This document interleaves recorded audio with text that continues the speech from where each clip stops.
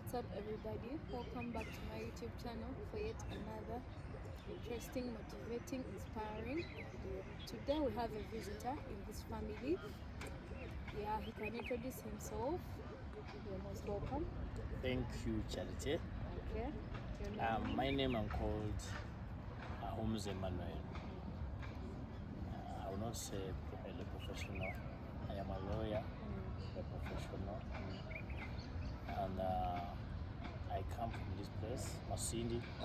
I'm born of this Masindi. I studied from Kabalega Primary School. Okay. I went to Tropical. I went to Asaba School. That's my primary. Then secondary, I went to only one school, the King's School in Nyoro, called Kabalega Secondary School. From Kabalega Secondary School, I went to Uganda Pentecostal University. That's in Fort Portal. And from there now, I've just finished pursuing my LDC. That's to have a legal practice. So that's if I'm a married man and have children. So that's my brief introduction. Okay, you're most welcome in this family. We are so much humbled to host you today. So today our visitor is going to talk about his growing life, how he grew. So you can start. Yes. Where you are born. Well, sometimes when people talk about their lifestyle, people think maybe they want to be pitied. I don't want to pity because it's through that hard life that has made me what I am.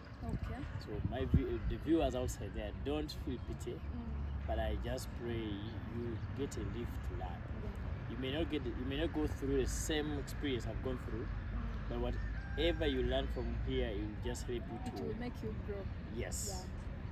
Yeah. So I'm a firstborn from my parents. That's Mr. Joshua Manyile and the Mrs. Manyile Robina. Those people were legally married some years ago, before even I was born. So we are 7 in number, because we are 8 who were all passed away. So that means we remained three girls and 4 boys. And all my siblings at least have gone to school. And thank God they are well off. And we were brought up in a Christian life. Yeah. Thank God for that. So you are the firstborn. How was the home life, like the time you were born? How was the family? My growing life was not an easy one, based on experiences I went through as a young child that I never expected to come across. Because when you're growing, you compare your life with the others, the neighbors, those you see in school. So you always want to be like them. True. You find like there's others who come with money for pancakes, and for you even don't have money for banana socks. You understand? The others are coming with shoes, for you are barefooted. But through all that life, God sees us through. I always love the scripture you say that God sees the beginning, the end from the beginning. So probably God saw my end from the beginning.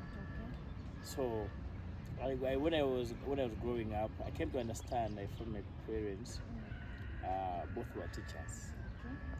My father was teaching, by then was teaching in the army barracks. By then was it primary or secondary? Primary. It was a boarding section, so he was teaching there. My mom was a housewife by then. Then later on, she managed to do some teaching course, and she also began teaching. So to understand fully who I was, the life I was living.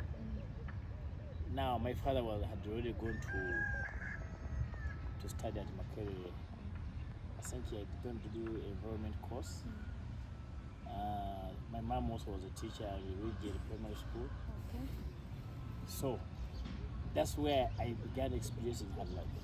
Remember, these are the parents who went into marriage when they were young. So the time they used to go to school, the time your father went to school, you were staying with your mom. Yes, we were staying because they were living together. But now, because of value addition, my father had to go to Makerere to add value in his education. My mom had to go and look for a job. He was teaching a distance of around 4 to 5 kilometers away from home. So meaning that now I was left as a parent at home. At that time you had siblings? I had siblings. How many? I had let me see, my follower, Eddie, and I think Eva. Actually, Eva, they were 4. They were 4 because we were 7. Now they were 4. I was the first born. We were 5 in number, I believe. Because right now, right actually from the second, so understanding better from the third, that was Eddie. So that's when life became hard. My father is away. My mom has gone to school, and I was also in school. I was studying Kawaida Primary School. We were staying in Kihande, Kihande 2, and the school was across. It was not very far, but across the home. But now the water point was very far.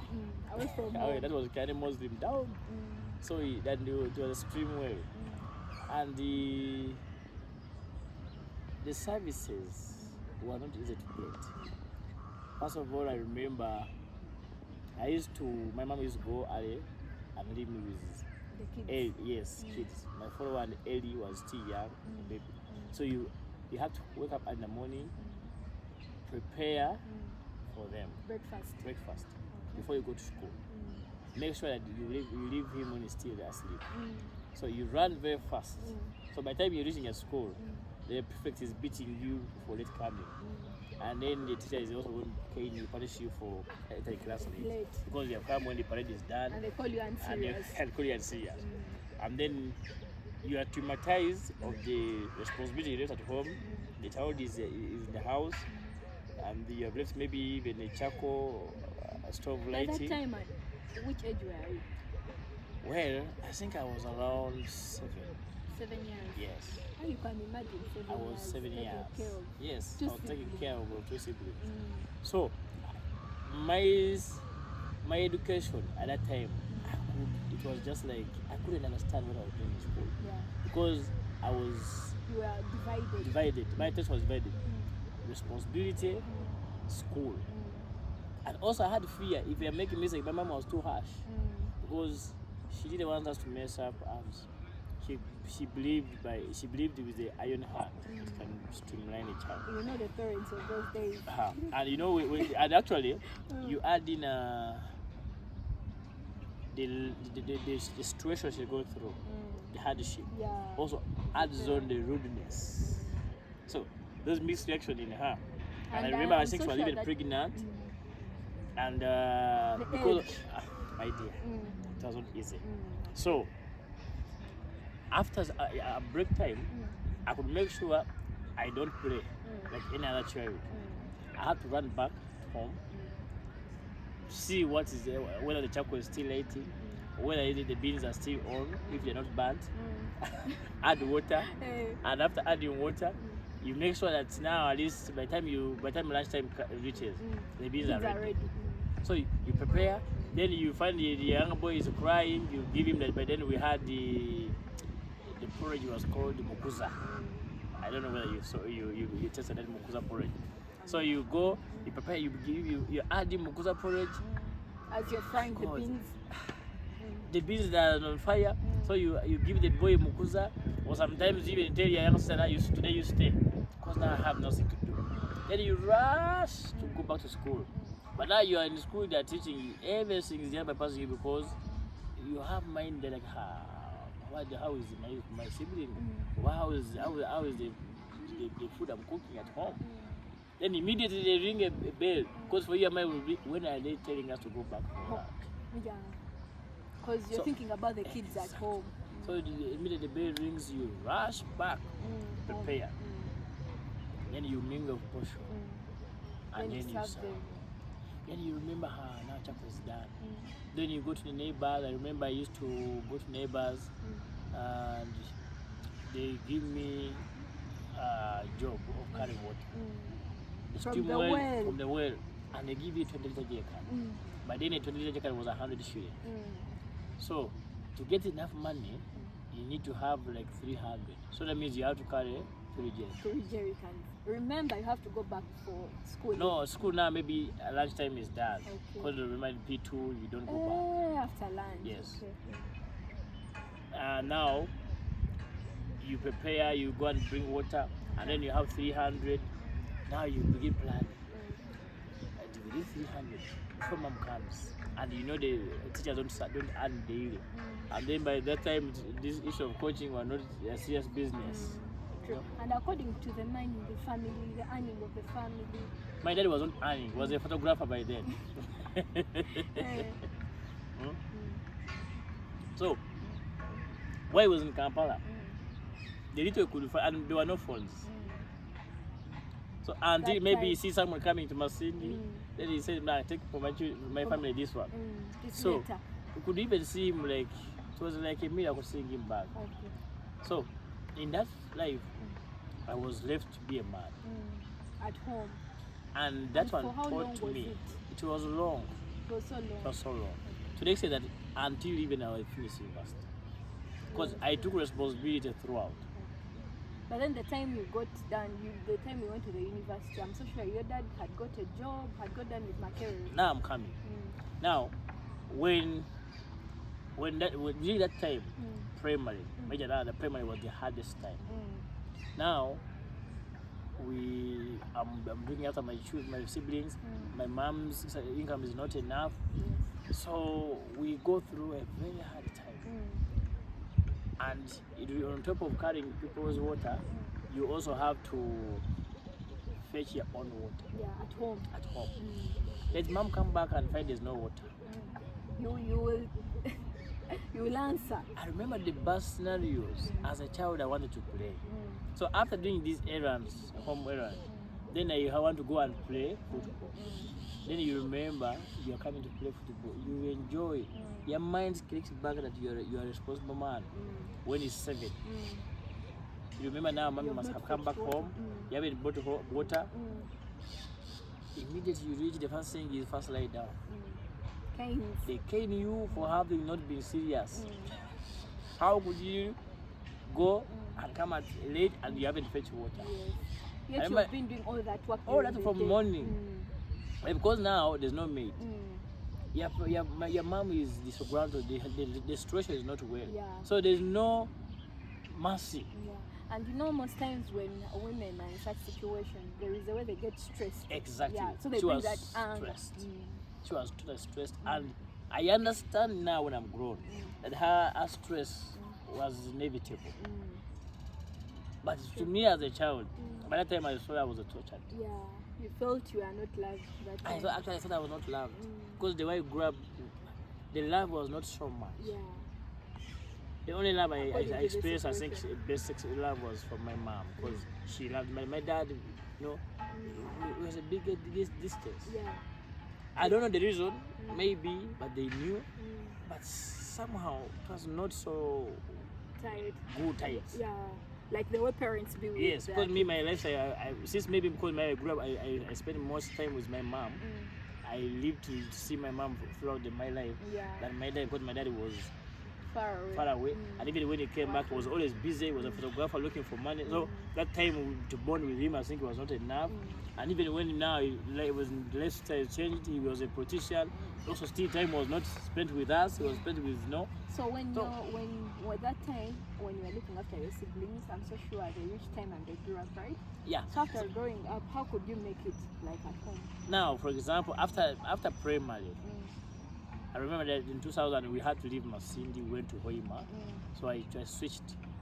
I went in P5 for the term in 2000. Then I went to Wicha Muslim. Now even when I went to Hoima, it was even worse again. But now my father had gotten a job with one of the radio stations in Masindi. Now we are living with my mother, and my mom was heavy. So she had to leave Muhoima to go to Masindi for better medication. Exactly. So when she left, I was still left now in charge. With the kids again. You can imagine. So, and here, we are moving, I'm walking this time, the kilometers were too, because I was moving 4 miles, not kilometers. 4 miles away from home. Away from home to go to school. Oh, good. So I have my siblings, Ellie and Esther. My Eva was not around, was in Masindi. So I was with this other two, and I think we also had my uncle with me, and we had the bike we had was one. So sometimes it could become hard. So meaning that you have to wake up at 4 to start the journey. One day we even met a leopard. On the way going to school. But by God's grace, we survived. It's not just us. I can't say we fought it. No, just by the God's grace, she just passed and went out.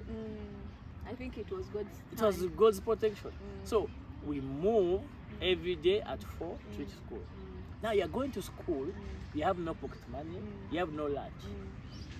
So you could say at school. At from school morning. From 4. You left home at 4 until 6. Minus anything. Minus anything.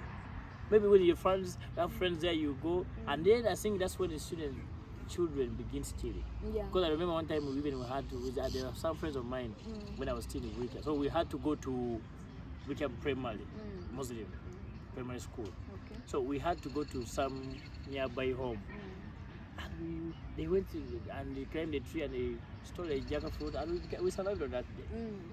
So we used to bear survival. There are some situations which bring some habits. Exactly. Yeah.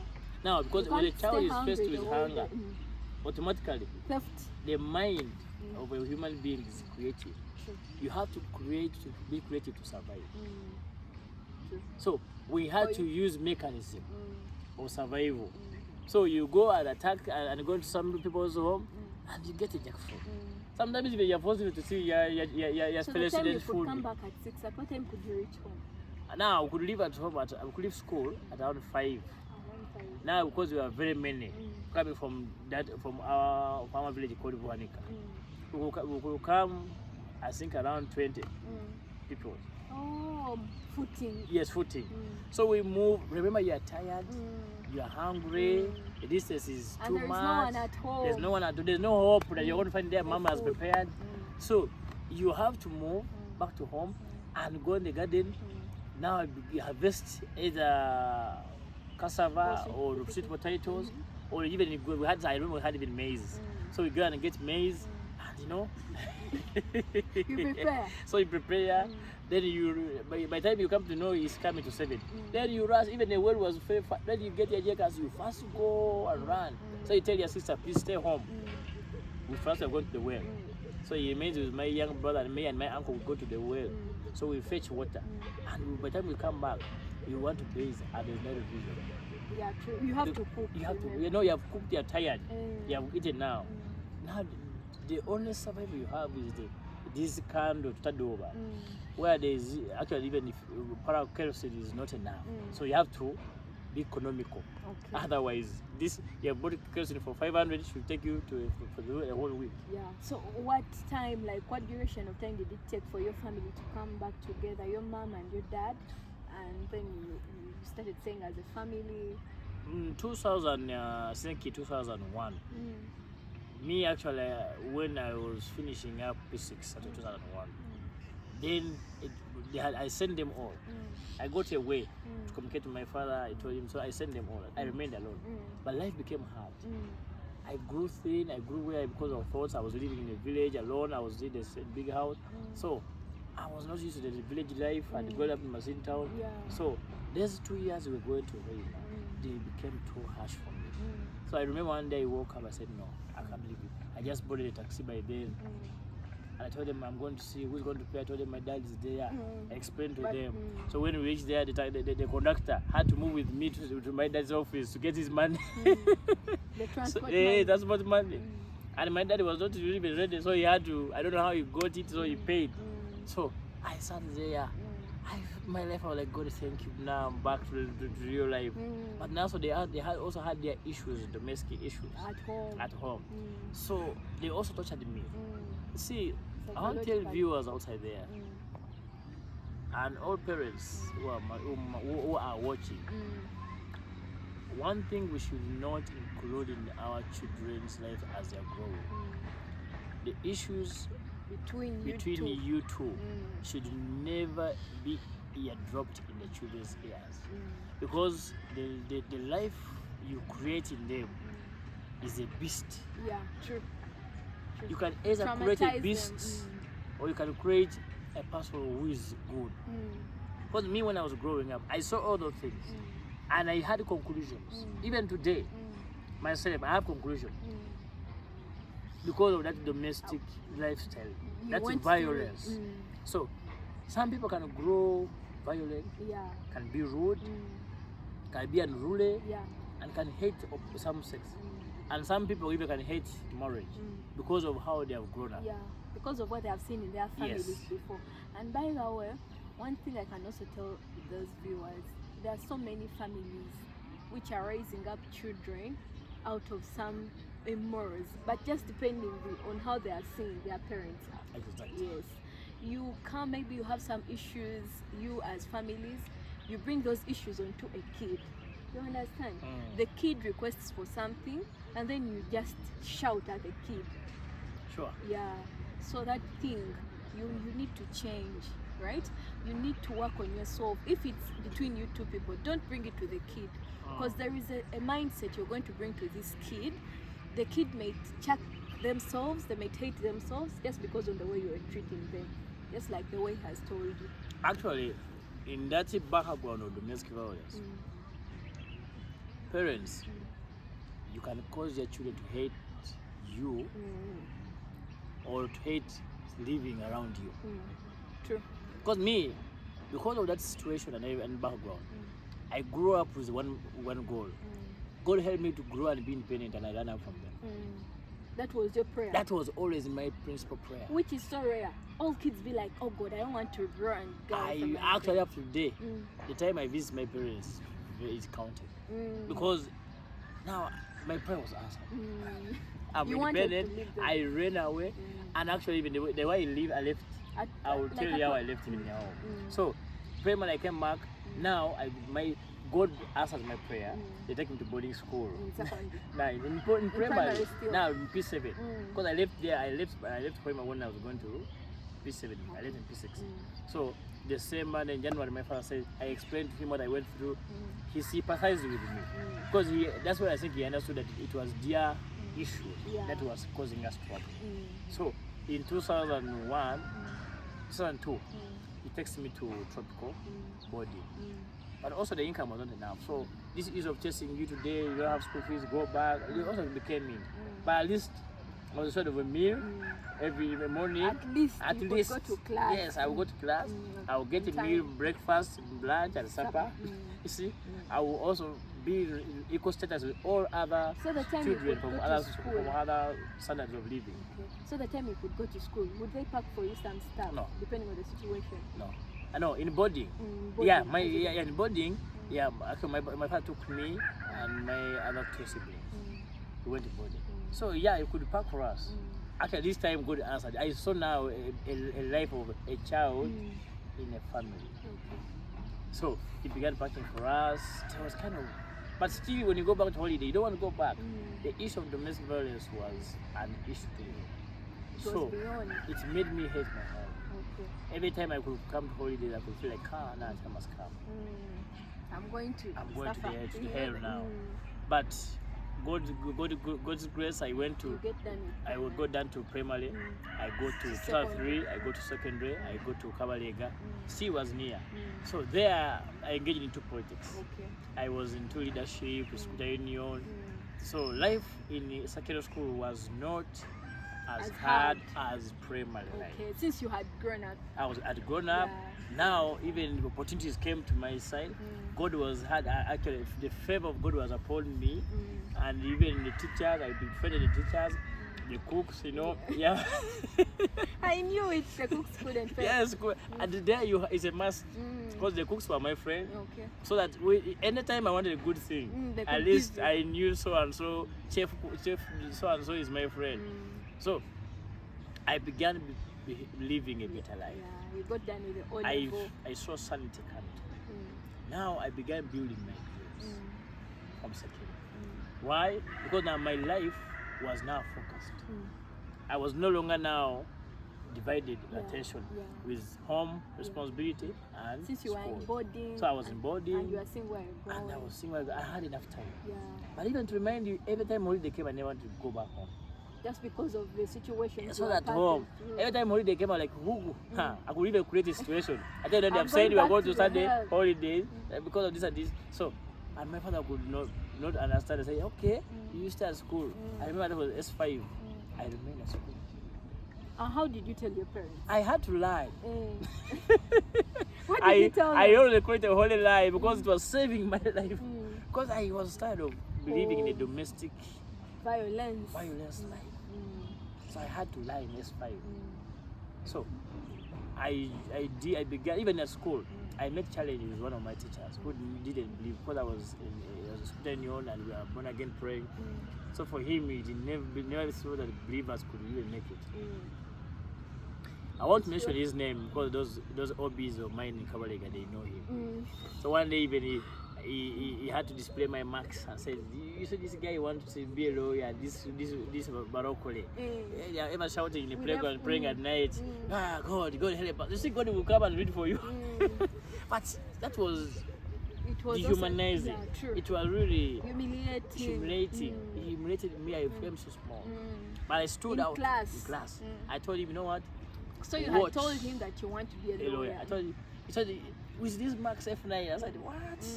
So and I was a prefect. So you can understand. And you probably saw, I was like, what? I was like, okay. So I said, this is the devil. The work of the devil. I said, I stood up that day, angry. I said, you know what? Thank you for all your gymnastics, but watch me. I will be a lawyer. I will be, and one day you read about me. Like you know, and it was a dose. Yeah, I understand. I remember at the time they show your marks to the class. There's a way you get ashamed. Remember, you were a guy that time. There are people in class, you know. They were looking up to me. Yes. I'm a scripture leader. I'm a prefect. You know, teachers are consulting from me. You know, and then this man is really putting me down. And I was preaching on assembly. And by then it was 1,500 students in the whole campus. So I take that humiliation, but I refuse to take up what he said. You worked and you walked. Because remember, in secondary, I became focused. I knew now my purpose was to become a lawyer, and the purpose of becoming a lawyer was to help people, to help those who cannot make it, who don't have money. So that was always my aim. So you moved to second, like A level. You got done with A level. I got done with O level and A level. Now you time go to comes. Campus was a miracle. Because my mind, there were many schools. So my parents were like, okay, you're going to do social work. I like social work and Namnagani. Yeah, they want to be social worker. I had the ambition. Then my dad told me, you know what, if you don't do social worker, you're going to do development studies. I like, Then I consulted, tell me, those who do those courses, the people are going to help these people who are having, who are mentally ill. Like, like no. I can't do that. Kind of so it was an argument between you and your parents. My father actually did not, even when I was choosing to do literature in A level, my dad told me to do art. And I saw fine art was a dirty subject for me. So I connived with my literature teacher. I told her, you know what, please allow me to do literature. Because my daddy wanted me to do fine art. And actually he sat with the doors and the master. But this man should do fine art. I want him to go and do industrial art. So me, I was like, yet your dream wasn't my that. dream was different. So I connived with my teacher. I told her, you know what, I am going to do literature. So let me do it. First time I did it, I did better. So I took him the reports. For him, he knew I was doing art. Yeah. So he complained, but when he saw the result, like, anyway, you can make it. He can make it. So he left me. I did my A level. It got done. Got done. I was not the best, but I got the You principles. performed. Okay. Because me, my purpose was to get principles. Because I went through a lot. Even school fees were studying. Up and down, they're chasing you. No, the life was not easy. But my dream was never lost. So you were here, ambitious. yes, I was ambitious. So you go to campus. now my dream comes to go into campus. Also, I was like, God, money, We together. I've never moved out from home. Now, man, they told me now you either go to McHenry, or you either go to this campus in Mukono, UCU. You see. I said Ghana no. Christian. I said I would rather go to UCU. Because when I was we had to visit McHenry, and I hated it because of strikes. Yeah. And So I you saw- preferred UCU. I studied an environment which was peaceful. So I preferred UCU, but it was expensive. Yeah. So by the grace of God, we managed to get a half bursary in Uganda Pentecostal University. By then there was a late Prime Minister was called Yabez, Engineer Bez. May he so rest in peace. He helped me.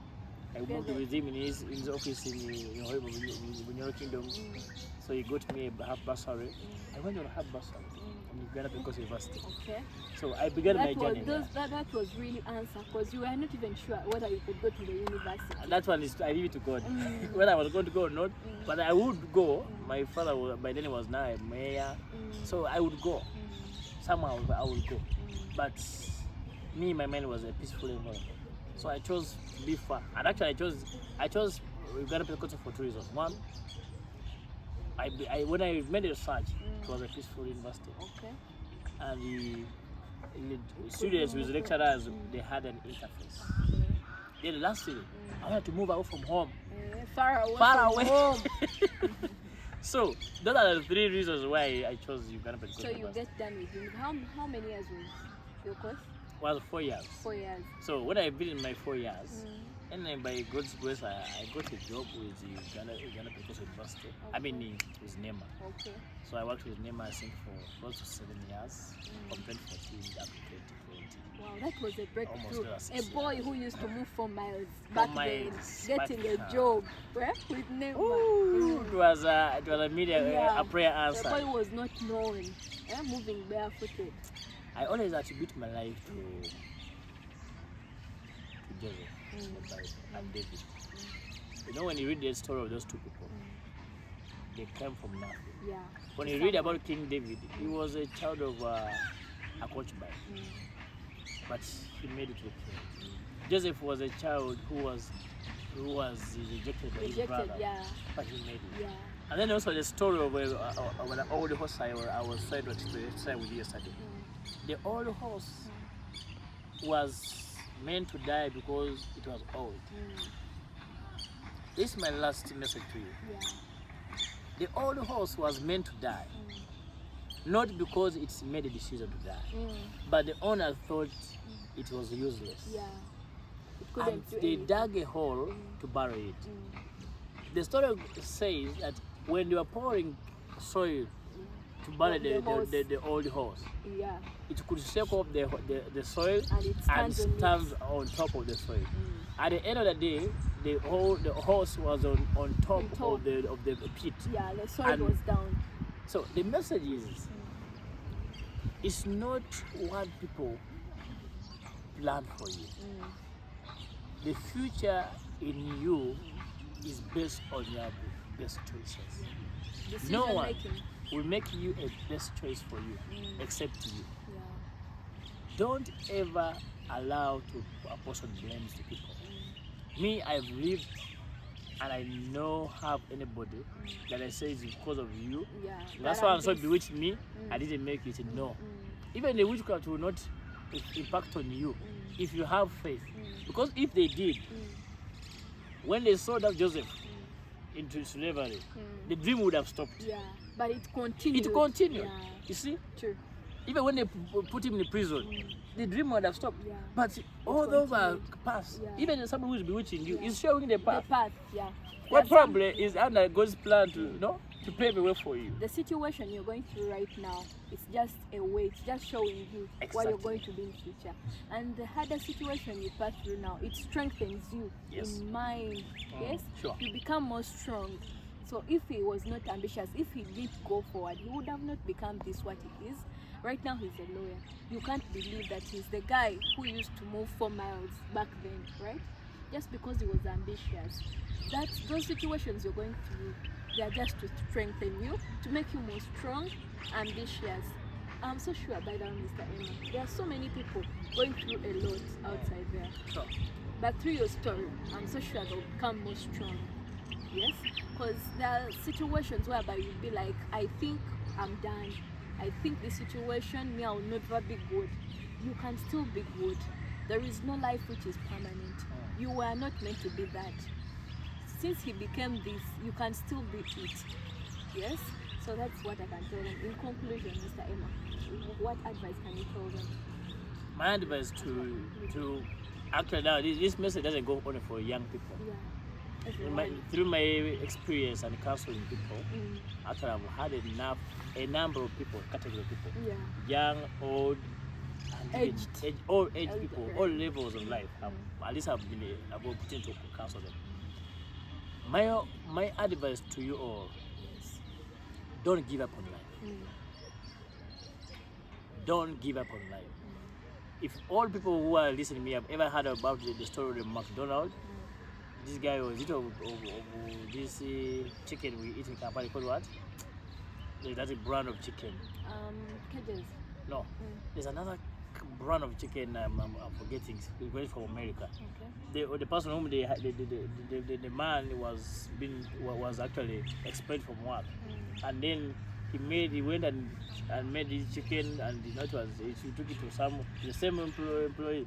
So like when he took it to them, like, nah man, taste my chicken and see. And that's how he came to get a brand. Now the whole world knows about it. So if you don't give up on yourself, you will surely make it. Don't give up on yourself. Keep focused. Be ambitious, and don't lose your track. Yeah. And avoid people who tell you can't make it. Yeah. Because those people, they will never be in your dream plan. True. God has not destined with you with them. Yeah. You are only destined by yourself. When and you your feel God. someone is discouraging you, quit that person. Quit the person. Yeah. I don't like Continue negative energy. Yeah. Continue Withdraw. moving. Continue. Positive vibe is the best. Exactly. Because if you do like that, they will read your story. Yeah. And the only person who can write your story is yourself. True. So thank you so much for watching. We are so humbled. Thank you, Mr. Emma. You're welcome. We are so humbled. Yeah, I think with that we are done, but let me hope these words are going to help you, because I know outside there are so many people passing through a lot. There are so many people whereby you've been discouraged, you feel life is no more. Through his story, become more encouraged that you are going to make it and you're going to be a better person, right? You are not destined to be that. You are destined to be a better person. Thank you so much. Bye.